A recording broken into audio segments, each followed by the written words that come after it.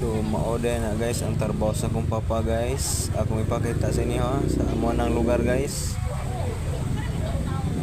Kuna siyang gipadulaan guys. Layo man silang taon pag gamay man silang taon pag lagyo. Kasi padulan na sa ubos guys. Papit ko sa Tagaytay. So napoy pulse dia guys, no? Kung ipakita po sa inyo ang pulse na sumuha. Dili pa lang na mao guys nga pulse. Daghan ang pulse nga naa sumuha guys. So mao din ang naay puti guys, mao na ang pulse guys. So pertide po na siyang habuga guys. Nga pulse. Medyo na lang sa ilam sa lasang guys. Lasang naman ko na siya guys kakahoy ano. Makita niyo guys na mga kahoy kaputi-puti ang punuan.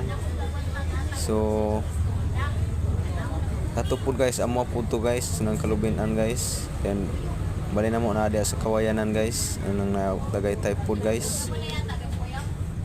So mao din na guys ang salik po ng Tagaytay guys sa norte na po na siya guys. Sa kuan guys sa Nazaret.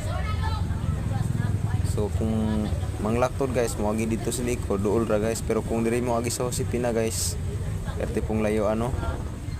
So mas maayo kung manglaktod, pero kung nay motor mas pwede ra pod kana siya guys. Mo nay lasang guys. So napay mga kuan guys, napay kabon.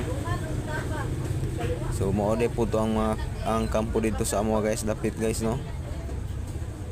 Medyo kanang di dapit ta sa akong gibarugan guys. Medyo hangin yung kay na diya guys. Di yung kakalakon kung gikapoy yung kay ka kanang kuan ba nang gisingot yung ka. Ganahan yung ka maglingkod-lingkod di anang dapitan no.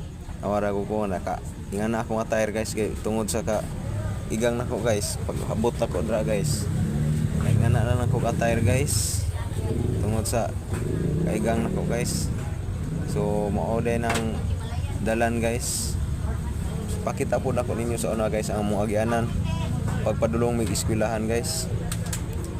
Makita niyo na guys nga naay Tagaytay dira nga naay umapod guys kana nga naay mangga nana diha anang naay kawayan mo na diha guys ipadulong didto.